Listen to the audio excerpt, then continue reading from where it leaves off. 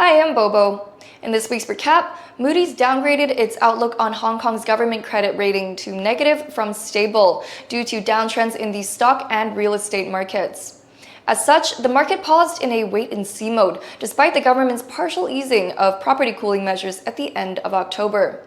But with more than 15,200 flats in unsold stock, property developers also remained cautious, with many preferring to postpone sales launches.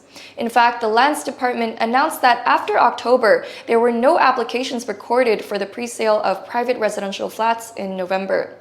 The last time this occurred was 12 years ago, from June to September 2011, with no applications for 4 consecutive months.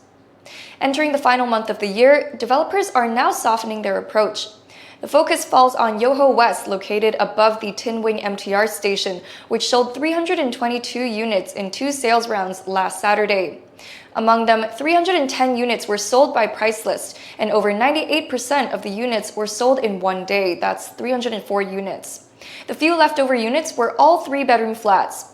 In the first 2 sales rounds, a total of over 640 units were sold, generating more than 3.3 billion Hong Kong dollars in sales.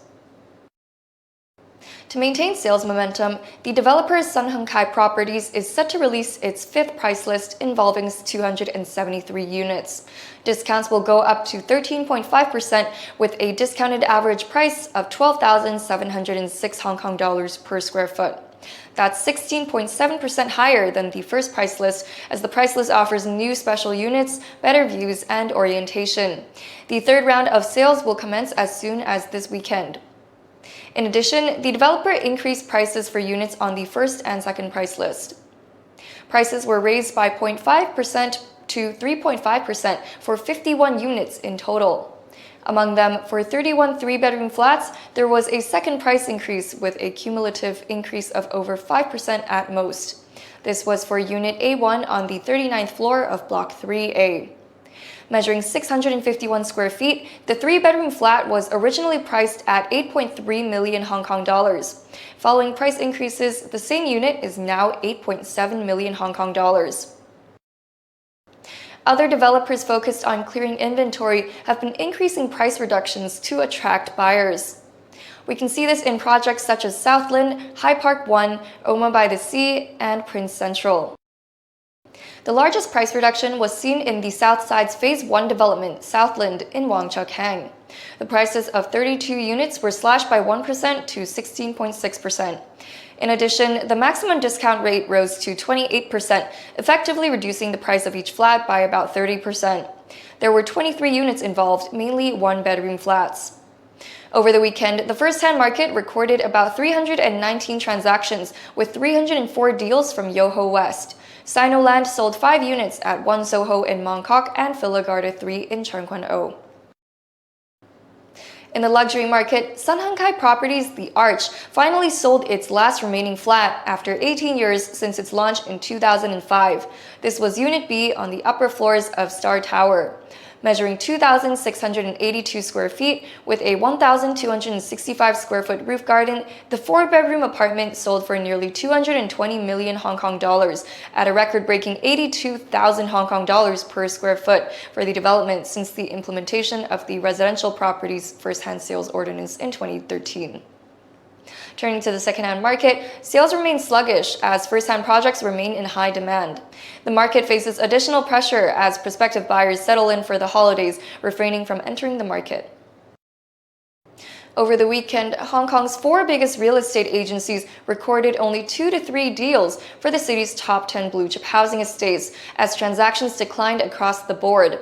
Among them, Centerline and Midland hit 11-week lows. With the holidays approaching, desperate homeowners made huge price cuts to attract buyers, even if it meant exiting the market at a loss.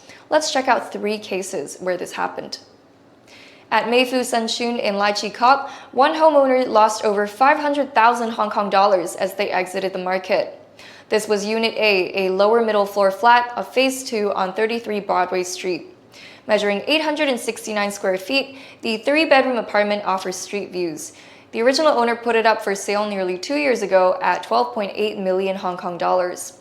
Following multiple price reductions, the unit eventually sold for 8.38 million Hong Kong dollars. That's $4.42 million below original price, at just 9,600 Hong Kong dollars per square foot.